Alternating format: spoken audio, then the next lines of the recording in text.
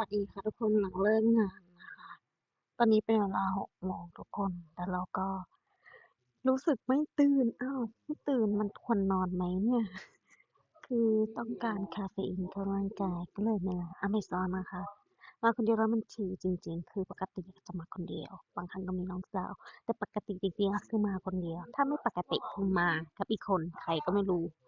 ยังไม่มีนะคะ แล้วเราก็ชิลมากๆทุกคนสนุกกับชีวิตตัวเองแล้วก็มีความสุขกับชีวิตโสดตัวเองมากๆเราจะทำให้เราแบบ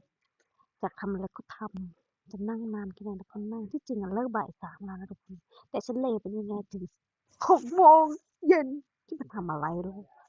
ก็นั่งมอแม่ๆอยู่แถวนี้แหละค่ะคนโสดเขาก็มอแม่ๆหาอะไรทำไปกินกาแฟกินขนมอะไรอย่างนี้คือความสุขแล้วก็